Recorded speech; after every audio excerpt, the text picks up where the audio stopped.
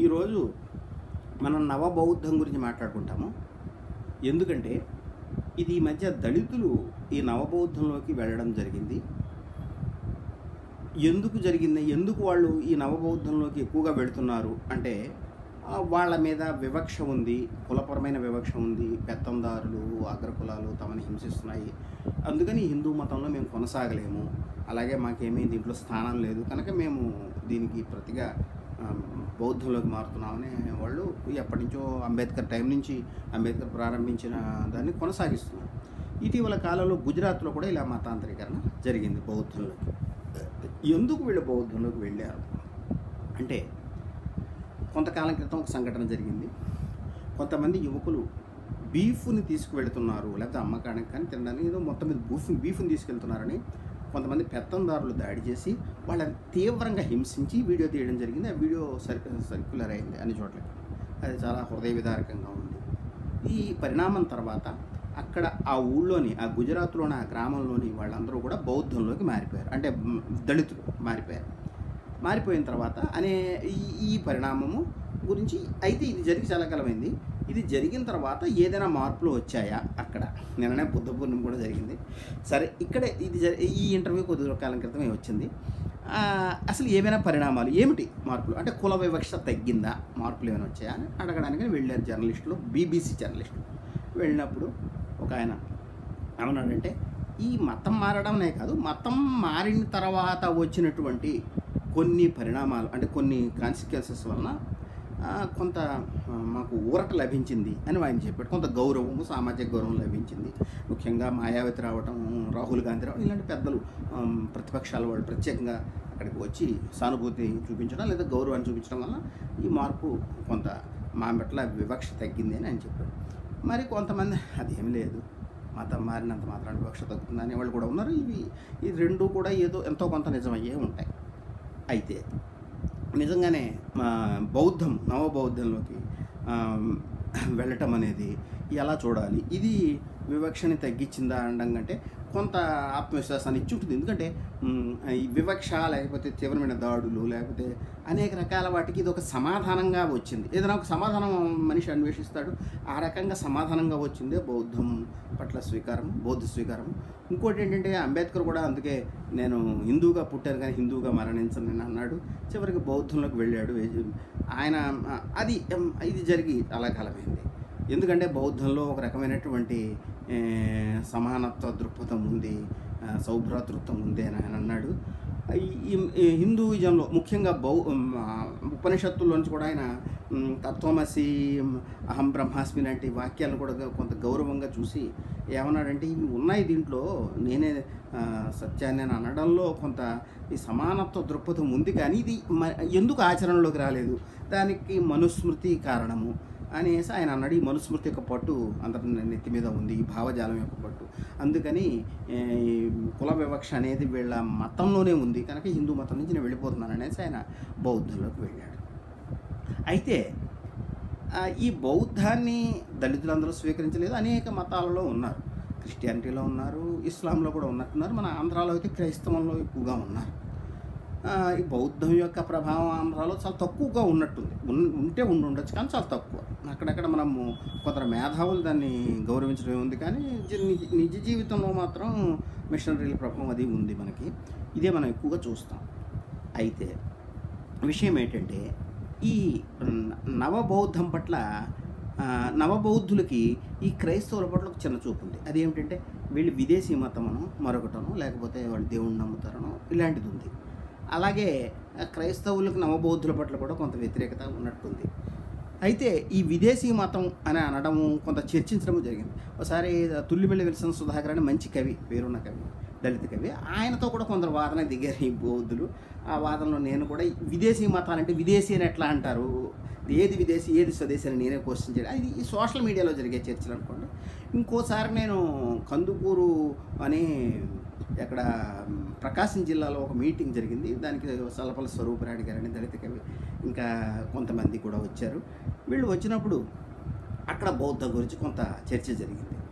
ఇది అంటే అక్కడ ఎవరో ఒక అతను బౌద్ధ ముఖ్యంగా ఆ, ఇది ధమ్మపదం అంటే బుద్ధుడు యొక్క బోధలతో కూడిన దాంట్లో బ్రాహ్మణ వర్గ అనేది ఎలా ఉంది, ఎవరు నిజమైన బ్రాహ్మణుడు అనే చర్చ, ఇట్లాంటివి కొన్ని ఉన్నాయి ఏమిటి అని ఆయన క్వశ్చన్ చేయడం జరిగింది.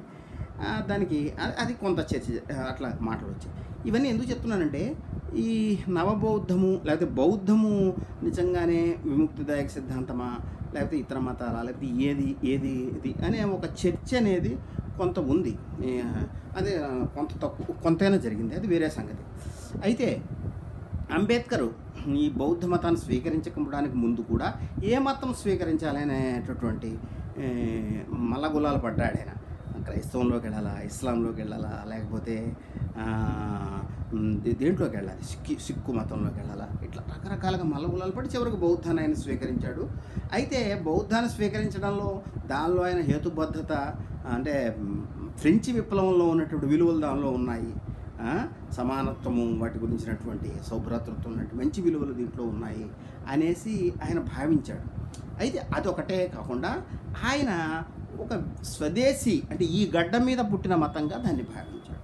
ఇక్కడ వస్తుంది అసలు విషయం. ఈ గడ్డ మీద పుట్టడానికి అంత ప్రత్యేకత ఎందుకు? ఎందుకంటే మనకి నేషనాలిటీ అన్నిటికంటే పెద్ద మతంగా అవతరించింది ఆధునిక కాలంలో. నేషనాలిటీ అంటే మనం ఏ మతాన్నైనా కాదనొచ్చు, కానీ నేషనాలిటీని కాదు, మన జెండాను మనం గౌరవించాలి, మనం భారతదేశము దాని సరిహద్దుల్ని గౌరవించాలి. దీన్ని మనం పక్కన పెట్టడం ఏ రకంగానూ కుదరదు. ఇది ఒక మతంగా, మతాల్ని మించిన మతంగా అంటే విశ్వాసంగా అది ముందుకు వచ్చింది. అప్పుడు ఇంకొక వాదన వచ్చింది, నేషనల్ రిలీజియన్స్ అంటే ఇక్కడ ఉన్న మతాలు, ఈ జాతికి సంబంధించిన మతాలు అనేవి ముఖ్యంగా రైటిస్టులు తీసుకొచ్చారు.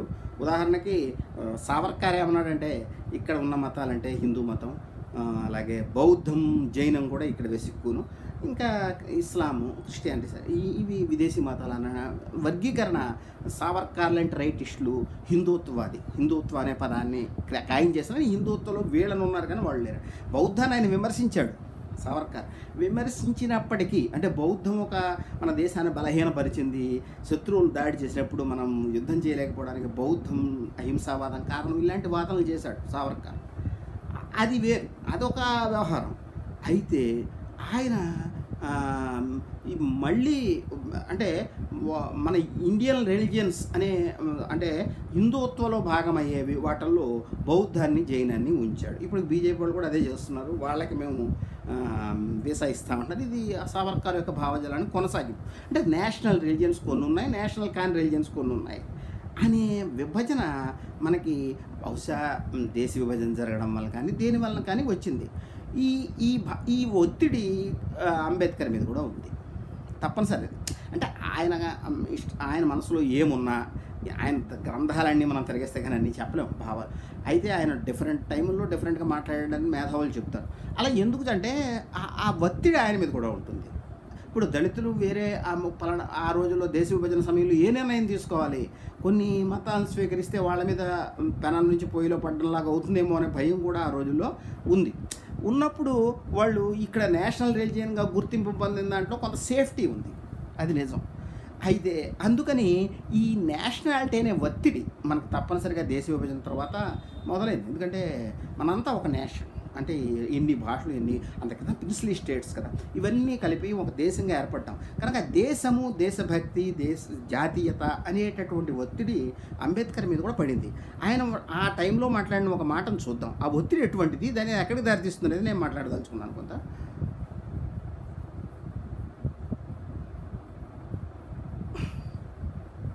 What the consequences of conversion will be to the country as a whole is well worth bearing in mind. Conversion to Islam or Christianity will denationalize the depressed classes. If they go to Islam, the number of Muslims will be doubled and the danger of Muslim domination also becomes real. If they go to Christianity, it will strengthen the hold of Britain on the country. ఇది ఆయన అన్నటువంటి మాట. ఇక్కడ మనకి అంబేద్కర్ గారు అన్నటువంటి మాట మనకి దీనిలో డీనేషనలైజ్ అయిపోతారు దళితులు అనే ఒక భయం. అంటే వేరే క్రిస్టియానిటీలో కానీ ఇస్లాంలో కానీ వెళితే డీనేషనలైజ్ అవుతారు. అట్లాగే ముస్లిం డామినేషన్ పెరిగిపోతుంది. అలాగే క్రిస్టియానిటీలోకి అయితే బ్రిటన్ డామినేషన్, అంటే విదేశీ శక్తులు బలపడతాయి. ఇది సేమ్ ఇప్పుడు మనకు రైటిస్టుల ఆర్గ్యుమెంట్లో ఉంటుంది. అయితే ఆనాడు ఆయన ఒత్తిడి వలన అది ఆనాడు ఉండే అంటే దేశ విభజన సమయంలో ఉన్న ఒత్తిడి అది మామూలుది కాదు. 2 దేశాలుగా మనం విడిపోయాం. ఆ సమయంలోని ఒత్తిడి ఆయనని ఇలా మాట్లాడించి ఉంటుంది. అయితే ఆ ఒత్తిడి ఇప్పటికీ కొనసాగుతూ ఉండడమే విచిత్రం. దాని నుంచి మనం బయటపడిపోయి ఉండాలి. బహుశా అంబేద్కర్ ఉంటే ఆయన దాని నుంచి ఇలా మాట్లాడేవాడు కాదేమో ఇంకా, ఎందుకంటే అది అయిపోయింది హిస్టరీ. అయితే ఇటువంటి నేషనల్ రిలీజియన్ లేకపోతే నేషనాలిటీ అనేది ఒక నిజమైన మతంగా, అసలైన మతంగా మారిపోయింది. ఇప్పుడు ఆకార్ పటేల్ ఒక మాట అంటాడు, హిందుత్వం గురించి రాసిన ఇటీవల పుస్తకం, తెలుగులో కూడా అనువాదం. ఆ పుస్తకంలో ఒక మాట అంటాడు ఏంటంటే, గుజరాత్లో బౌద్ధంలోకి జైనంలోకి మారడం పట్ల ఏమీ అబ్జెక్షన్ ఉండట్లేదు, తొందరగా మారుతున్నారు, చాలామంది మారారు. కానీ ఇస్లాంలోకో లేకపోతే క్రిస్టియానిటీలోకి మారడం, అంటే ఇతర మతాల్లోకి మారడం కష్టంగా ఉందని చెప్తాడు. ఇది అంటే పర్మిషన్ ఎవరు, అధికారులు పర్మిషన్ ఇవ్వరు అదంతా అన్నమాట. ఇది ఒక రాజకీయపరమైనటువంటి కష్టంగా ఉంది బౌద్ధంలో, అది వీటికి. అది ఎందుకని ఇదంతా ఇలా మతాలకి రాజకీయపరమైన ఇలాంటి ఒత్తిళ్ళు ఉన్నాయి. ఇవన్నీ కూడా ఒక నేషనల్, అంటే ఈ నేషనల్ ఈ రిలీజియన్స్ కానివి అనే విభజన అది కరెక్ట్ కాదు. హిస్టారికల్గా అన్నీ ఎక్కడెక్కడి నుంచో వచ్చినవి. అసలు మానవ జాతి ఒక చోట నుంచి ఒక చోట ప్రయాణిస్తూ వచ్చిందని అంటున్నారు. ఈ రిలీజియన్ ఇక్కడ పుట్టింది, ఆ రిలీజియన్ అక్కడిది అనేది స్పష్టమైన విభజనలు చేయడం చాలా కష్టం. వేదం ఎక్కడ పుట్టిందని మనం ఇప్పటికీ చెప్పలేం. ఆఫ్ఘనిస్తాన్లో కూడా పాణిని ఆఫ్ఘనిస్తాన్లో పుట్టాడంటారు. అందుకని అసలు అంటే వ్యాకరణాన్ని రచించినవాడు, మనం వైదిక వ్యాకరణమైనా ఆయన నుంచి తెలుసుకోవాల్సింది. ఇటువంటి పరిస్థితిలో మనము అలాగే వేదాలు జెండా వేస్తూ పోలిక కలిగి ఉంటే అక్కడి నుంచి వచ్చిన వాళ్ళు చెప్పిందని అంటారు. ఇది అంటే పోలికలు కూడా చూపుతారు హిస్టారికల్గా. అలాగే ఇండో యూరోపియన్ లాంగ్వేజెస్ కూడా ఒక చోట నుంచి ఒక చోటకు వచ్చాయి. ఇండో యూరోపియన్ లాంగ్వేజెస్ అంటే సంస్కృతం, లాటిన్ కూడా ఇండో యూరోపియన్ లాంగ్వేజ్. ఇది మోడర్న్ ఇంటర్ప్రిటేషన్స్లో వచ్చింది. కానీ వీటిని మొత్తంగా రైటిస్టులు కాదంటారు, అది వేరే సంగతి. కానీ ఈ స్వచ్ఛమైన స్వదేశీ ఉంటుందా? నువ్వే చెప్తున్నావు కూడా, ఎక్కడో దేవాలయాలు కంబోడియాలో విష్ణు దేవాలయం బయటపడిందని రైటిస్ట్ అని అంగీకరిస్తాడు కదా. అది అంగీకరించినప్పుడు నువ్వు విష్ణు దేవాలయం కానీ ఏదైనా ఒక మతం అనేది ఒక దేశంలో శాశ్వతంగా తిష్ట వేసి కూర్చుంది, ఇక్కడే పుట్టింది, ఇక్కడే పెరిగింది అని అనడం కుదరదు. అటు నుంచి ఇటు నుంచి. అలాగే ఒక మతం ఆ మతంగానే ఉందని చెప్పడం అనేక ప్రభావాలు పడవచ్చు. ఇవన్నీ జరుగుతాయి. జరిగినప్పుడు ఈ స్వదేశీ అనేది ఒక ఆధునిక విశ్వాసం మాత్రమే, దానికి ఎటువంటి రేషనల్ బేసిస్ లేదు. కానీ ఆ విశ్వాసం చాలా బలమైంది. జెండా వందనం నువ్వు చేయకుండా ఉండగలవా? అంటే మనము ఒక విషయం మర్చిపోతుంటాం, కొన్ని నమ్మకాల మీద సమాజాలు నిలబడతాయి, ఆ నమ్మకాలను అలా యాక్సెప్ట్ చేస్తాయి. ఆ నమ్మకాలను నువ్వు బ్రేక్ చేయడం చాలా కష్టం. అది హిస్టారికల్గా ఎప్పటికీ జరగచ్చు, కానీ చాలా కష్టం అన్నమాట. నువ్వు జెండాకి నేను వందనం చేయను అను, గోలగోల అయిపోతుంది. నువ్వు దేవుడికి వందనం చేయను, ఎవడో పట్టించుకోడు. అంటే నేషనాలిటీ అనేది ఒక కొత్త రిలీజియన్గా పుట్టింది. దాని చుట్టూనే మిగిలిన రిలీజియన్స్ అన్నీ, అంటే దేవుళ్ళు అందరూ ఆ జెండా ముందు వందనం చేస్తూ పోవాల్సింది. విష్ణు వచ్చిన ఈనాడు, బుద్ధుడు వచ్చిన ఎవరైనా సరే ఆ జెండా ముందు వందనం చేసి ముందుకు పోవాలి. అంటే నేషనాలిటీ అనేది ఒక కొత్త రిలీజియన్గా పుట్టింది. ఇది ఒక ఒత్తిడిగా మారింది. ఏ మతం నువ్వు స్వీకరించాలి, ఏ మతం విదేశీ, ఏ మతం స్వదేశీ. దీన్ని ఏమంటారు, ఈ రైటిస్టులు చాలా ఉపయోగించుకుంటున్నారు. బలంగా ఉపయోగించుకుని ఏది స్వదేశీ ఏది కాదు ఇలాంటి వాదనలతో వాళ్ళు చాలా గందరగోళాన్ని సృష్టిస్తున్నారు. అయితే బౌద్ధం అంటే అన్ని విశ్వాసాలేనండి. ఏది నిజమైన బౌద్ధం? నవబౌద్ధం అన్నారు. నవబౌద్ధం అనేది అంబేద్కర్ క్రియేట్ చేసినటువంటి బౌద్ధం. అంటే అంబేద్కర్ ఒక ప్రయోజనం కోసం దాన్ని ఇన్వెంట్ చేశాడు, కనుగొన్నాడు. అది ఉన్న బౌద్ధం కాదు. ఎందుకంటే అంబేద్కర్ సమానత్వం, సౌభ్రాతృత్వం అనే విలువలకు దాంట్లో ఉన్నాయని నమ్మాడు. దాన్ని అనుగుణమైందే ఆయన చెప్పాడు.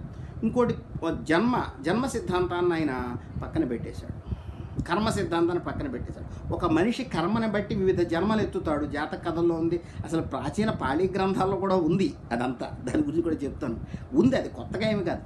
అవన్నీ మామూలుగా తర్వాత హిందూ మతం అని మీరు అంటున్న దాంట్లో కూడా వచ్చాయి. అంటే ఇక్కడ కర్మ సిద్ధాంతం అనేది శ్రమణ సంప్రదాయంలో ఉంది, తర్వాత బ్రాహ్మణ సంప్రదాయంలో కూడా తర్వాత వచ్చిందా, ఎప్పుడు వచ్చిందో వచ్చింది.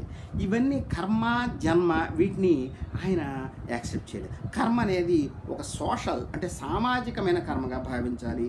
దాని సామాజికంగా ఒక యాక్షన్, దాని యొక్క ప్రయోజనాల గురించి ఆలోచించాలని ఇది వివేకానంద కూడా అంటాడు. అంటే ఈ మోడర్న్ ఇంటర్ప్రిటేషన్స్ రావడం మొదలుపెట్టాయి.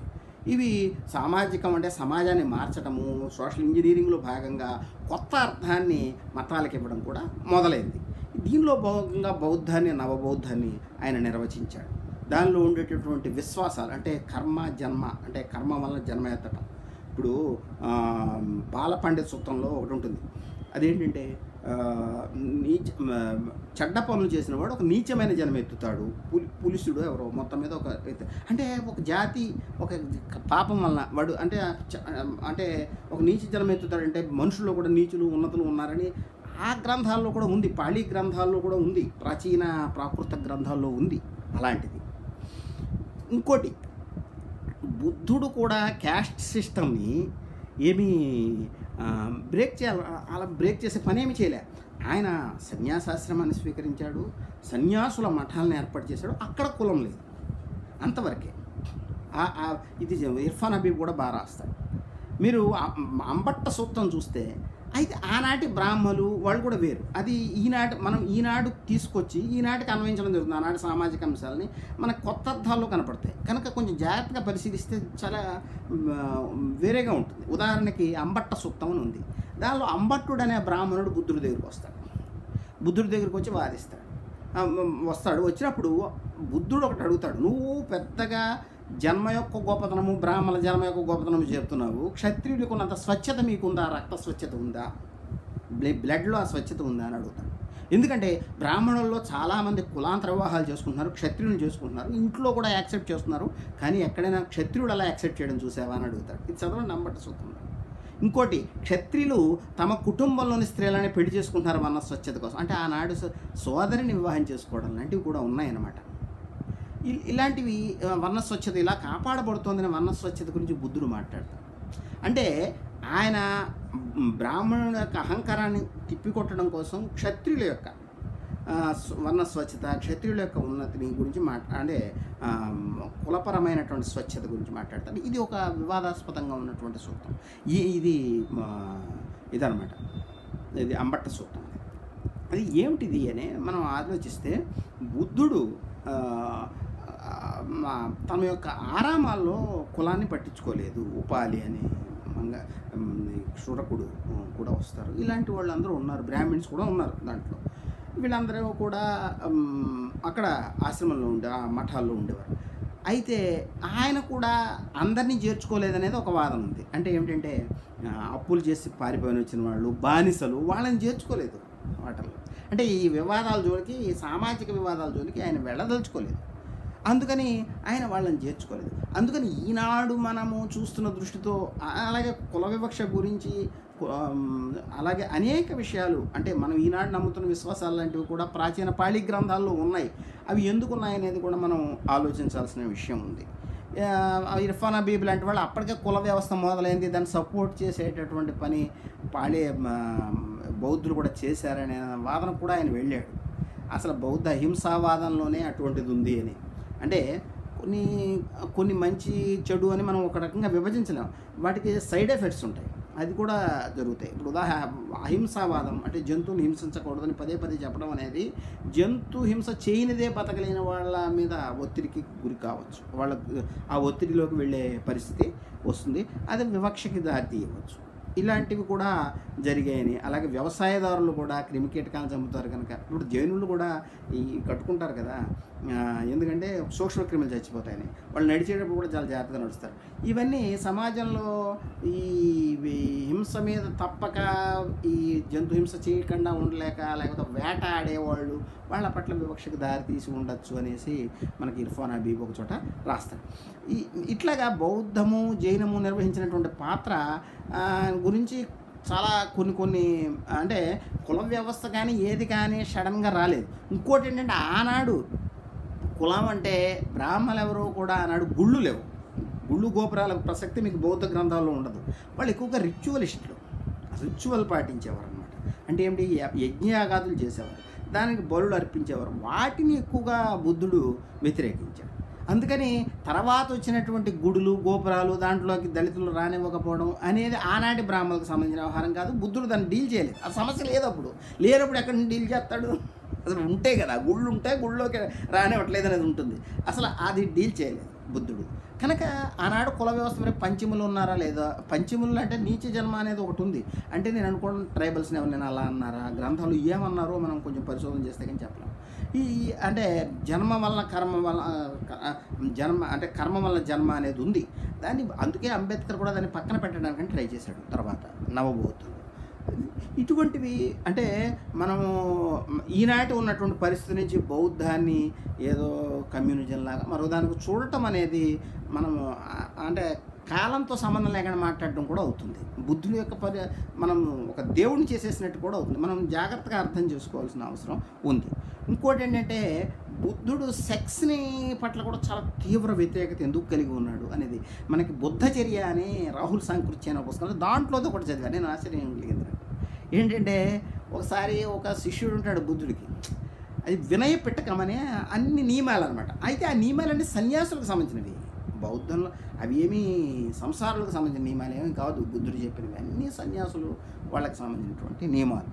అవి దాంట్లో జాగ్రత్తగా చెప్తే ఒక కథ ఉంది. అది ఏంటంటే ఒక శిష్యుడు ఉంటాడు బుద్ధుడికి. ఆ శిష్యుడు బుద్ధుడి దగ్గరికి ఒకసారి ఏంటంటే వాళ్ళ కుటుంబంలో సంతానం ఉండదు, పెళ్ళి అవుతుంది, పెళ్ళి భార్య విడిచిపెట్టేసి బుద్ధుడి శిష్యుడిగా మారాడు, సన్యాసిగా మారాడు. వాళ్ళ కుటుంబం వాళ్ళు వస్తారు, నీకు పిల్లలు లేరయ్యా, పిల్లలు కలగాలంటే నువ్వు నీ భార్యతో కలవాలి, ఒకసారి కలెక్టర్ని సన్యాసం తీసుకున్నాను కలవకూడదు, కలవండి ఒకసారి కలు ఏం పర్వాలేదంట. కలుస్తాడు. కలిసి ఇది బుద్ధుడికి తెలుస్తుంది. బుద్ధుడు పిలుస్తాడు, నీకు బుద్ధి ఉందా లేదా, అంతకంటే నువ్వు నిప్పుల్లో నీ అంగాన్ని కాల్చుకున్నా సరిపోయేది, ఇంత నీచమైన పని చేసావు నువ్వు అనేసి ఏదో మొత్తం మీద కొన్ని నియమాలని. అందుకని ఇలాంటి నియమాలు అనేక అంటే నియమ పెట్టకంలో వినయ పెట్టకంలో అనేక నియమాలని బుద్ధుడు ఇట్లా ఏర్పరుస్తూ వచ్చాడు. దాంట్లో సెక్స్ని కూడా చాలా వరకు నివారించడానికి ట్రై చేశాడు బుద్ధుడు.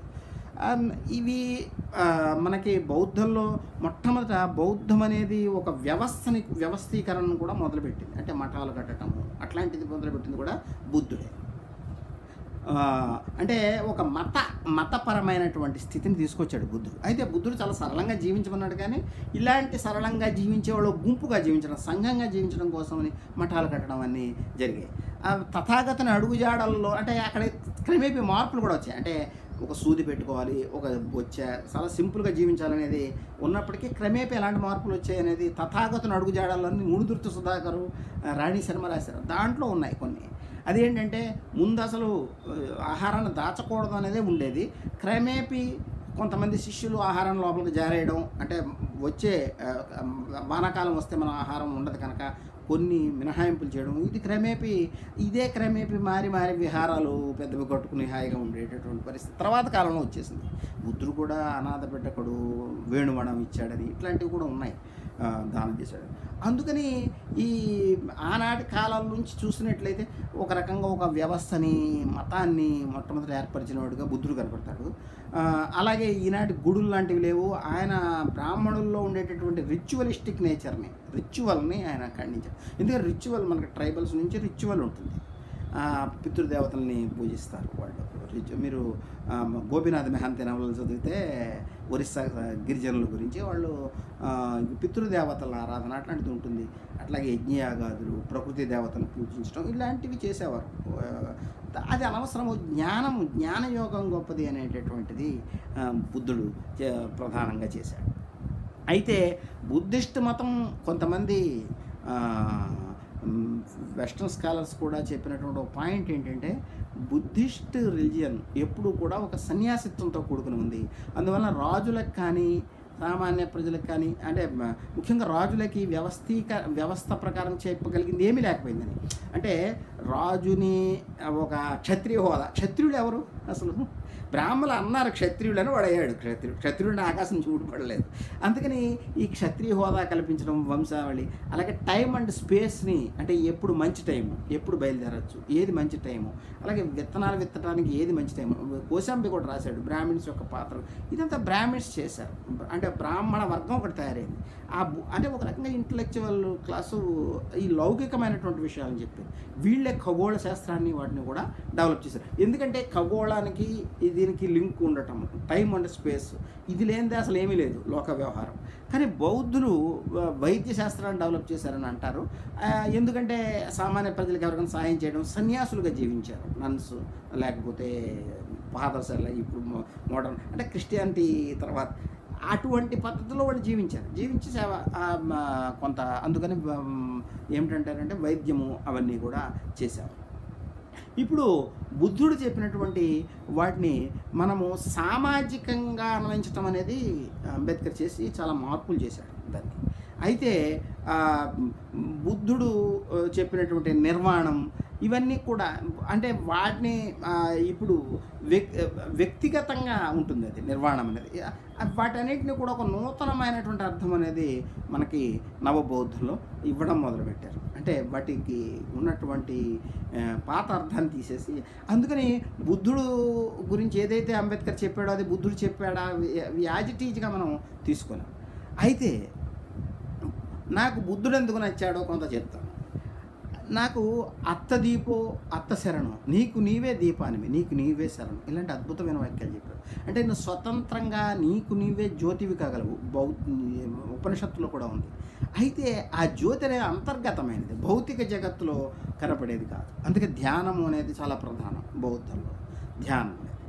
ఇంకోటి ఏంటంటే ఆయన ఒక అద్భుతమైన మాట అంటాడు. ఏంటంటే కాష్టాగ్ని ఉంది కానీ అగ్ని అనేది లేదు. కాష్టాగ్ని అంటే ఒక కట్టెకి అంటుకున్న నిప్పు ఉంది, నిప్పు అనే సాధారణమైన నిప్పు అంటూ ఎక్కడా లేదు. అలాగే దేనికో సంబంధించిన జ్ఞానం ఉంది కానీ జ్ఞానం అంటూ విడిగా లేదు.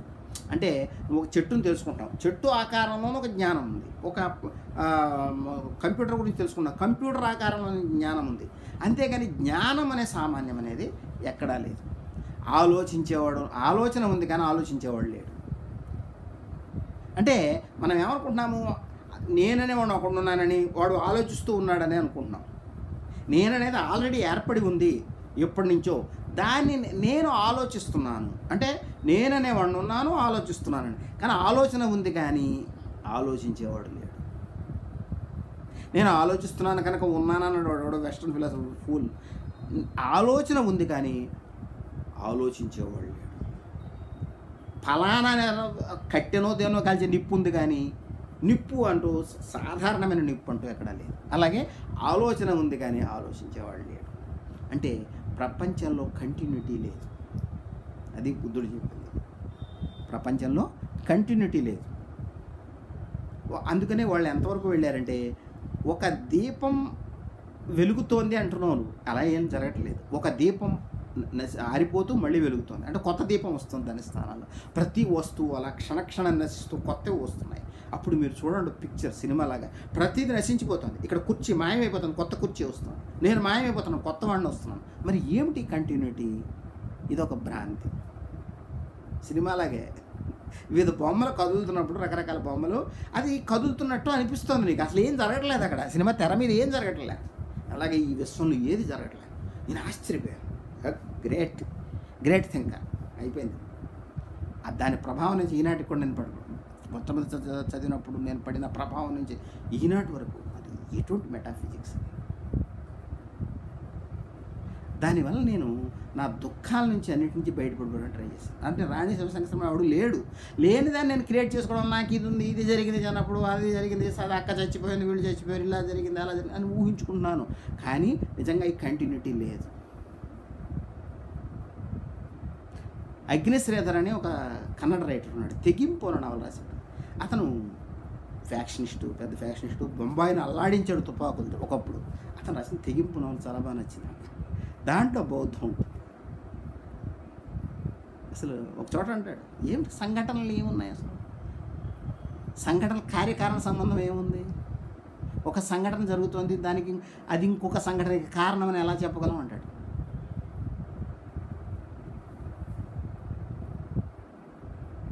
వివిధ సంఘటనలు జరుగుతూ పోతున్నాయి, దాన్ని నువ్వు కార్యకారణ సంబంధం ఏర్పరుస్తున్నావు అంతే, ఎక్కడ మించి ఏం లేదు. అప్పుడు మంచి చెడులు కూడా ఉండవు. ఇది పెద్ద ప్రశ్న. ఈ మిళింద పనహ అని తర్వాత బుద్ధుడు చనిపోయిన చాలా కాలం తర్వాత మిళింద పనహ అనే పుస్తకం ఉంది. మిళిందుడు అనేటటువంటి ఒక గ్రీక్ ఇక్కడ పరిపాలించినటువంటి రాజుకి, గ్రీకు రాజు, అతనికి నాగసేనుడు అనేటటువంటి బుద్ధిస్ట్కి జరిగిన చర్చ చాలా బాగుంటుంది. అది దాంట్లో ఇదే ప్రశ్న వస్తుంది, ఒకడు దొంగని ఎలా నిరూపించగలరు? అతను దొంగతనం ఒక క్షణంలో జరిగింది, వాడేదో కాయ కోసాడు, ఆ కాయ కోసిన వాడు ఇప్పుడు నువ్వు పట్టుకున్నవాడు ఒకటనే ఉంది, కంటిన్యూటీ లేదు కదా విశ్వంలో. ఈ సమస్య ఎదురైంది. ఈ సమస్యను వాళ్ళు ఎదుర్కొన్నారంటే ప్రపంచాన్ని కుదిపేసే ఒక సిద్ధాంతాన్ని కనుగొన్నారు, అదే క్షణికత్వం. అన్నీ క్షణికమే. దీన్ని బ్రాహ్మణికల్ ఉపనిషత్ అంటే బ్రాహ్మణికల్ కాదు, ఉపనిషత్తులు కూడా క్షత్రియులు ఎవరు అసలు క్షత్రియులు అంటే ఎవరు అనేది అంటే నేను ఆలోచించాను. శూద్రులు అన్ని కులాల వాళ్ళు క్షత్రియులే, ఎవడ పరిపాలిస్తున్నాడో వాడు అంతే క్షత్రియుడు అంటే. వాడికి ఒక హోదా ఇస్తే నువ్వు సూర్యవంశం చంద్రవంశం అంటే వాడు పోతాడు, బ్రాహ్మణుడు నిర్ణయిస్తాడు. అందుకని ఈ క్షత్రియులకు సంబంధించినవే ఉపనిషత్తులు కూడా.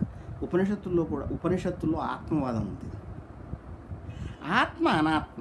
అయితే ఒక వెస్టర్న్ స్కాలర్ అనేది ఏంటంటే ఈ ఆత్మ అనాత్మవాదాలు, అనాత్మవాదం బుద్ధుడిది, ఆత్మవాదం జైనులది. జైనులను ఎక్కువగా అంటే శ్రవణ సంప్రదాయంలో ఇటువంటి ఒక చర్చ మొదలైంది. దీని యొక్క కాన్సిక్వెన్సెస్ ఏదైనా ఈ తత్వశాస్త్రాలు సృష్టించినది కల్లోలం ఎటువంటిది, దాని యొక్క అర్థం ఏమిటి, పరమార్థం ఏమిటి అనే దానికంటే దాన్ని అర్థం చేసుకోవడంలో ఉండే సౌందర్యాన్ని చూడండి. కంటిన్యూటీ అయితే, కంటిన్యూటీ లేకపోతే ఒక వస్తువు అదే వస్తువును నువ్వు ఎలాగా గ్రహించగలుగుతావు అనే ప్రశ్న వచ్చింది బౌద్ధంలో.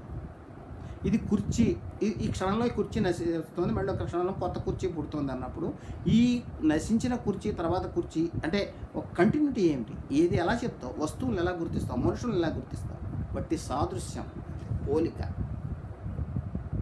ఓ మనిషిని చూస్తాను, ఇదే రాణి శివశంకర శర్మ 40 సంవత్సరాల క్రితం చూసింది, ఇప్పుడు ఎలా గుర్తుపడుతున్నావు?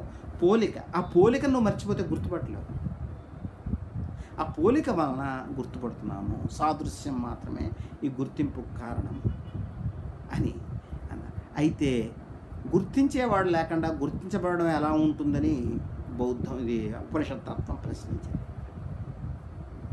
ఆ సాదృశ్యాన్ని కూడా ఎవడో గుర్తించాలి కదా, గుర్తించకపోతే ఆ సాదృశ్యం ఎక్కడి నుంచి వచ్చింది? అది గుర్తించేవాడి నుంచి వచ్చింది. ఆ చిన్నప్పుడు ఈ 40 సంవత్సరాల క్రితం చూసిన రాణి శివశంకర వీడు ఒకడైనా ఎవడో గుర్తిస్తున్నాడు, గుర్తించి వాడే వీడు అంటున్నాడు. ఆ వాడే వీడు అనేవాడు లేకపోతే, అసలు ఈ కంటిన్యూటీ లేకపోతే ఎలా సాధ్యము ఈ గుర్తించడం? కనుక ఆత్మ అనేది ఉంది అని ఉపనిషత్కారులు అన్నారు. అంటే ఆత్మ అంటే కంటిన్యూటీ, మన జ్ఞానం యొక్క కంటిన్యూటీ. అలాంటి జ్ఞానం ఒక కంటిన్యూ అయ్యేటువంటి జ్ఞానమే ఈ విశ్వానికి మూలము. ఆ జ్ఞానంలో మనం బిందువులు లాంటి వాళ్ళము. ఆ యూనివర్సల్ కాన్షియస్నెస్, ఆ యూనివర్సల్ నాలెడ్జ్లో మనము ఒక చిన్న బిందువులు లాంటి వాళ్ళము అని ఉపనిషత్కారులు అన్నారు. ఇదంతా కూడా బౌద్ధం అండ్ ఉపనిషత్. తర్వాత బ్రాహ్మణ ఫిలాసఫీకి ఇది మారింది, శంకరాచార్య దాన్ని చాలా డెవలప్ చేశారు.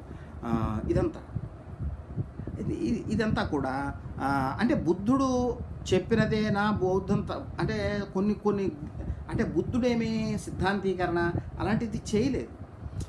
ఆయన దుఃఖ నివారణ ఉపాయం గురించే చెప్పాడు. ఆ దుఃఖం గురించి కూడా ఇప్పుడున్న దుఃఖం అని అర్థం అంటే సామాజికమైన దుఃఖాలు లేవు, వ్యక్తిగతంగానే చూడడం జరిగింది. అయితే ఇటువంటి బౌద్ధం మీద వెస్టర్న్ చాలా తీవ్రమైన విమర్శ చేసినటువంటి ఫిలాసఫర్ జిజెక్ అని యుగోస్లేవియన్ ఫిలాసఫర్, అతను బౌద్ధం మీద చాలా దాడి చేశాడు. అది మీరు చదివితే కొంచెం తెలివిగానే దాడి చేశాడు. అతను ఏమంటాడంటే బుద్ధిస్ట్ ప్రకారము, బౌద్ధం ప్రకారము నీ నాలెడ్జ్లో, నీ మనసులో జరిగే మార్పే తప్ప బయట మార్పు ఉండదు. అంటే నీలో ఒక పరివర్తన వచ్చేస్తుంది. అంటే ఇది సర్వం క్షణికం, సర్వం శూన్యం, ఇది అన్నీ క్షణికమైనప్పటికీ, ప్రతిక్షణం జరుగుతున్నప్పటికీ ఏదో ఉన్నాయనుకున్నా, అందువల్ల దుఃఖం వస్తుంది. అన్నీ క్షణికం అని తెలుసుకుంటే దుఃఖం ఏముంది, అన్నీ ఈ క్షణం ఉన్నాయి, మన క్షణం పోతున్నాయి. ఎప్పుడో జరుగుతున్న ప్రాసెస్, ఇంకిపోవడం కూడా ఆ అనంతమైన ప్రాసెస్లో అది కూడా ఒకటి. అది నువ్వు తెలుసుకున్నప్పుడు ఆ ప్రాసెస్ నుంచి నువ్వు బయటపడిపోతావు అని బౌద్ధం చెప్తుంది. అది మరి ఎక్కడికి చేరుతావు? శూన్యస్థితి అన్నారు. అద్వైతులు లేకపోతే ఉపనిషత్తులు ఏం చెప్పాయంటే ఆ శూన్యస్థితి అనకుండా అవి ఏమన్నాయంటే ఒక రకంగా ఆత్మజ్ఞానంగా, ఆత్మానందంగా చెప్పాయి. ఆత్మ పరమాత్మలో కలవటం, ఒక యూనివర్సల్ బీయింగ్ అంటే బ్రహ్మలో కలవడంగా అవి చెప్పాయి. అంటే సముద్రం, ఒక బిందువు వెళ్ళి సముద్రంలో కలవడంగా అవి పోల్చాయి. అంటే అక్కడ నథింగ్నెస్ను చూపించలేదు. వీళ్ళు నథింగ్నెస్ ఏదైనా నిర్గుణమే, వాళ్ళు నిర్గుణమనే అన్నారు పరబ్రహ్మని, కానీ నిర్గుణం అయినప్పటికీ సత్తుగా చూపించారు, సచ్చిత్ ఆనందం అన్నారు. వీళ్ళు ఏమన్నారంటే అది శూన్యం అన్నారు. ఈ రెండు ఒకటేనా? ఇది చర్చించవలసిన విషయం. రెండు ఒకటని కొందరు అంటారు, అది రెండు ఒకటి కావని శూన్యవాదాన్ని ఎలాగ ఖండించారు. వీళ్ళిద్దరూ అనాత్మవాదాల మీద చాలా కొట్టుకున్నారు. ఇది ఏమిటి? దీని వెనక ఉన్న ఫిలాసఫీ ఏమిటి? ఈ సంఘర్షణకి అర్థం ఏమిటి అనేది చాలా ఆలోచించవలసిన విషయం. అయితే జిజెక్ అని మీరు ఇందాక చెప్పాను, అతను యుగోస్లావియన్ ఫిలాసఫరు. ఆయన బౌద్ధాన్ని తీవ్రంగా విమర్శిస్తూ వచ్చాడు. ఎందుకంటే ఈ బౌద్ధం అనేది ఎక్కువగా వెస్ట్లో వ్యాపించడం మొదలుపెట్టింది ఆధునిక కాలంలో. ఇక్కడనే కాదు, అన్ని చోట్ల వ్యాపించడం మొదలుపెట్టినప్పుడు వెస్ట్ను తాకినప్పుడు అది పెట్టుబడిదారులకి ఒక రకమైన ప్లెజర్ ప్రిన్సిపల్ అవసరం. పెట్టుబడి అంటే వస్తువుల్లో ఆనందాన్ని వెతకటం, నిరంతరం ఆనందంగా ఉండటం, అంటే హెడోనిజం, ఆ ఆనందమే, సుఖపడడమే మేలు, అదే పరమ ప్రయోజనం. అందుకని సుఖం కోసం ఏదో ఒకటి చేస్తూ పోవడమే తప్ప ఇంకేమీ లేదు అనే భావాన్ని, ఇంకా సుఖాలు, ఇంకా సౌకర్యాలు ఈ పెట్టుబడిదారీ వ్యవస్థ పోషిస్తుంది. అది దానికి సంబంధించింది బౌద్ధం అని ఆయన దాన్ని నిరాకరించాడు. ఇంకొకటి ఆయన చెప్పింది ఏంటంటే బౌద్ధం అనేది మనస్సులో మార్పుని చెప్తుంది కానీ భౌతిక జగత్తులో మార్పుని చెప్పదు. ఒక సుజిక్ అని ఎవరో ఒక బుద్ధిస్ట్ అన్న మాటని చెప్తాడు. నువ్వు ఒక ఫాసిస్టువు కావచ్చు, నాజీవి కావచ్చు, కమ్యూనిస్టువు కావచ్చు, నాకు సంబంధం లేదు. నీ దృష్టిలో మార్పు వస్తే ప్రపంచం నీకు ఆనందమయంగా కనపడుతుంది, లేదా నీకు విముక్తి అదంతరత లభిస్తుంది, నువ్వు అన్ని దుఃఖాల నుంచి విముక్తి అవుతావు, అది కావాలి, అటువంటి ధ్యాన స్థితికి నువ్వు చేరాలని అతను బోధిస్తాడని అతను చెప్తాడు. ఇది అతను చేసినటువంటి విమర్శ. అయితే నేనేమంటానంటే వెస్ట్ ఈస్ట్ని అర్థం చేసుకోవడంలో దీన్ని ఒక ప్రాకృతికమైన ప్రకృతి స్థాయికి దిగజారిపోయిన, మార్క్స్ కూడా ఒక చోట అంటాడు ప్రకృతి స్థాయికి దిగజారిపోయినట్టుగా చెప్తుంది. ఇంకోటి ఏంటంటే ఈ మధ్య గోగినేని బాబు అని ఒక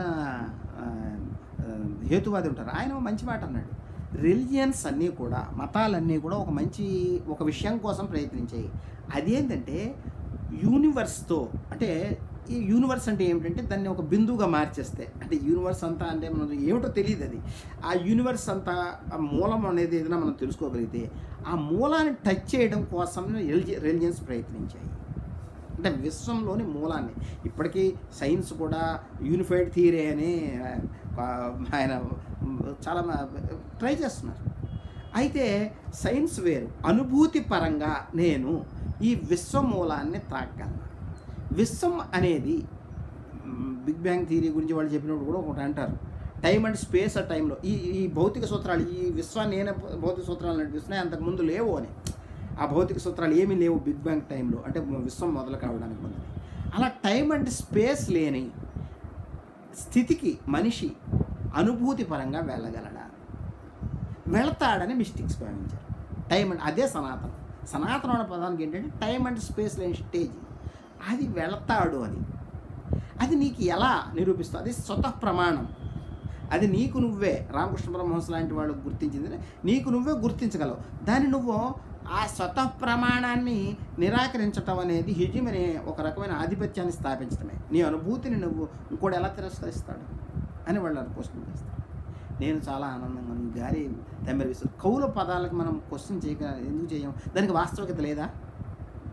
పగలే వెన్నెల అంటాడు, పగలే వెన్నెల అనేది వాస్తవికత లేదా? వాడికి నిజంగానే పగలే వెన్నెలలా అనిపించింది దాంట్లో నిలబడ్డా, వాడి అనుభూతి నాపే నాన్సెన్స్ అయ్యేది అని అనగలమా? అలాంటి మిస్టికల్ అనుభూతులు, అంటే మిస్టికల్ మన ఇంద్రియాల, అంటే భగవద్గీత ఒక మాట చెప్తుంది, దేహం కంటే ఇంద్రియాలు సూక్ష్మమైనవి, ఇంద్రియాల కంటే మనస్సు సూక్ష్మమైనది, మనస్సు కంటే బుద్ధి సూక్ష్మైనది, దీనికంటే ఆత్మకు సూక్ష్మమైనది. ఇలా ఒక్కొక్క సూక్ష్మ స్థితికి ఇలా నరుక్కుంటూ వెళ్తుంది. అటువంటి సూక్ష్మ స్థితికి మనిషి చేరుతాడా? అది అటువంటి ఒక మిస్టికల్ అనుభూతులకి ఒక ప్రామాణ్యం ఉందా? వాటిని అన్నింటినీ నువ్వు ఇదే స్కేల్తో కొలవగలవా? ఏవైతే భౌతిక సూత్రాలను నువ్వు పట్టుకోవడం, ఇప్పుడు క్వాంటమ్ ఫిజిక్సే అంతకుముందు దాన్ని పాత ట్రెడిషనల్గా వచ్చేటటువంటి సూత్రాలు పనిచేయట్లేదు కదా. అలాంటప్పుడు వీళ్ళ అనుభూతులని నువ్వు నీ సైన్స్ స్కేల్స్తో కొలవగలవా? ఇది వేరే ప్రమాణాలు కావాలా? ఇటువంటి చర్చ చాలా ఆధునిక కాలంలో రామకృష్ణ పరమహంస గురించి మేధానంద అనే ఈ మధ్య ఒక పుస్తకం రాశారు, వేదాంతిక్ కాస్మోపాలిటిజం ఆఫ్ వివేకానంద, అట్లాంటి పుస్తకం ఒకటి రాశారు. దాంట్లో ఈ స్వతః ప్రమాణం గురించిన చర్చ ఉంది. ఎందుకంటే స్వతః ప్రమాణం అనేది మీమాంసకులు కానీ చాలా ప్రాచీన వేదాంతులు లేకపోతే తత్వవేత్తలు చాలా తీసుకొచ్చారు. ఇదంతా చూసినప్పుడు అసలు నువ్వు వ్యక్తిని మినహాయించేసి వ్యక్తి అనుభూతులన్నీ కూడా వ్యక్తిగతంగా నీలో వచ్చే మార్పు సమాజం మీద పడదు అనేటటువంటి వాదన ఆధునిక కాలంలో చాలా మొదలైంది. దీనికి కారణం ఏంటంటే రిలిజియన్ తిరస్కరించడం. రిలిజియన్ను వ్యక్తి అనుభూతిని విశ్వంతో సమాజంతో లింక్ చేయొచ్చు అనేటటువంటి దాని నుంచి రిలిజియన్ వచ్చింది. అలాంటి అంతే కదా. ఇప్పుడు క్రీస్తులో వచ్చిన మార్పు ఏమిటి? అది అతనిలో నుంచి వచ్చింది. అలాగే బుద్ధుడిలో వచ్చిన మార్పు అతని లోపల నుంచి, అతను సమాజాన్ని ప్రభావితం చేశాడు, అది వేరే సంగతి. కానీ మీలో నుంచి వచ్చిన మార్పు దాన్ని ఆధునిక యుగము శంకించడం మొదలుపెట్టింది. సమాజంలో వచ్చే మార్పు అది దానికదే పరమము. వ్యక్తిలో అంతర్గతంగా వచ్చే చలనాలకి ఎటువంటి ప్రూఫ్స్ లేవు, వాటికి ఆధారాలు లేవు, వాటిని మన స్కేల్స్తో కొలవలేం కనుక వాటిని పక్కన పెట్టచ్చు. మరి ఇటువంటి అందుకని మెటాఫిజిక్స్ అనేది అంటే బుద్ధుడు కానీ వాళ్ళు చెప్పినటువంటి బోధలు ఇవన్నీ కూడా ఈనాడు జిజెక్ లాంటి వాళ్ళు వాటిని కేవలం మనస్సులో వచ్చేటటువంటి మార్పులు అవి చాలా బ్యాడ్గా కూడా వ్యాఖ్యానించడం జరిగింది. కనుక అంబేద్కర్ లాంటి వాళ్ళు కూడా బౌద్ధాన్ని ఎక్కువగా మోడర్న్ సైంటిఫిక్ అంటే వెస్ట్రన్ థింకింగ్లో నుంచే ఎక్కువ చూశారు. అందుకని వాళ్ళు చెప్పిన వాటిని వాటికి ప్రమాణంగా చూడకుండా వాటిని మొత్తంగా మార్చేసి ఆధునికంగా చెప్పే వాటితో పోల్చడం అనేది అలా మార్చేయడం జరిగింది. దానివల్ల ఏమవుతుందంటే అసలు అది ఏమిటో అర్థం చేసుకోవడం కష్టమైపోతుంది. ఇప్పుడు ఈ ప్రమాణాలను చూస్తే అసలు బుద్ధుడు ఏ ప్రయాణం చేశాడో ఆ ప్రయాణాన్ని మనం మొత్తంగా మోడర్న్ నేషనలిస్ట్ వాల్యూస్ నుంచి లేకపోతే ఈ కొన్నిటికి కుదించడం జరుగుతుంది. అందుకని బౌద్ధం ఏం చెప్పింది దానికదిగా బుద్ధుడు ఏం చెప్పాడు అనేది దాని ఒరిజినల్ వాల్యూతో చూడాలి. అలాగే ఆ ఫిలాసఫీస్ని కూడా మనము సొంతంగా అర్థం చేసుకోవడానికి ప్రయత్నించాలి. కేవలం దాన్ని ప్రాగ్మాటిస్ట్ దృక్పథంతో చూస్తే, ఆధునిక ప్రాగ్మాటిస్ట్ చూస్తే అది ఎంతవరకు వెళ్తుంటే ఉద్యోగం వస్తుంది, దీనివల్ల అంతవరకు వెళ్ళిపోయింది. ఇది చదవడమే వేస్ట్. లాంగ్వేజెస్ ఎందుకు? అవన్నీ ఎక్కడి నుంచి వచ్చాయి? ఫిలాసఫీ నుంచే వచ్చాయి. ఇప్పుడు లాంగ్వేజ్ చదువు నుంచి ఎందుకని బయటపడి వెళ్ళిపోతుంది? అసలు ఎవరు చదవడం మానేస్తున్నారు? లేకపోతే ఫిలాసఫీ అనేది ఒక సబ్జెక్ట్గా ఎందుకని బలహీనపడిపోతుంది? ఇవన్నీ ఎందుకంటే వీటికి ప్రాగ్మాటిజం వెంటనే సైన్స్లో లాగా సైన్సు సూత్రాలు ఎప్పుడప్పుడు అది ఇప్పుడు ఎంత ఆబ్స్ట్రాక్ట్గా ఉన్నా అది ఏదో అణుబాంబు తయారు. ఇప్పుడు ఆయన ఊహించి ఐన్స్టీన్ చేసిన సిద్ధాంతాలన్నీ ఏదో ఒక అణుబాంబుకో తయారీకో దీనికో పనికి వచ్చాయి.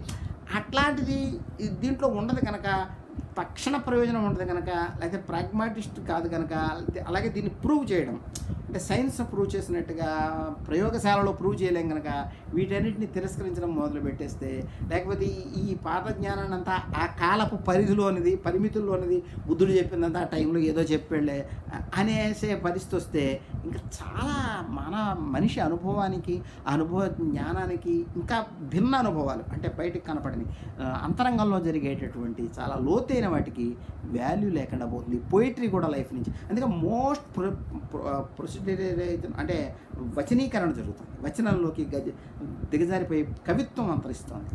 అసలు ఇండియన్ ఫిలాసఫీ అంతా కవిత్వం ఎక్కువ ఉందని వెస్టర్నర్స్ విమర్శించారు. ఎందుకంటే కవిత్వం అంటేనే చిన్నచూపు. కవిత్వం కూడా ఒక వాస్తవం అనేది వెస్ట్ గుర్తించలేకపోయింది. అందువల్ల ఈ జిజెక్ లాంటి వాళ్ళకి ఎవరికని వెస్టర్నర్స్ ఇవి బౌద్ధం గురించి వాటి గురించి చేసినటువంటి ఆరోపణలు మనం చూడకూడదు. బౌద్ధాన్ని దానికదిగా అధ్యయనం చేయడం కూడా అవసరం అని చెప్తూ విరమిస్తున్నాను. హాయ్ ఫ్రెండ్స్, మా టుడే టుమారో యూట్యూబ్ ఛానల్ చూస్తున్నందుకు చాలా థ్యాంక్స్. మరిన్ని లేటెస్ట్ వీడియోస్ కోసం వెంటనే సబ్స్క్రైబ్ చేయండి. అలాగే ఈ బెల్ ని కూడా రింగ్ చేసేయండి. మా నోటిఫికేషన్స్ అన్ని మీ మొబైల్లో వస్తాయి. అలాగే మా వీడియోస్ మీకు నచ్చితే లైక్ చేయండి, షేర్ చేయండి, నచ్చకపోతే కామెంట్ చేయండి.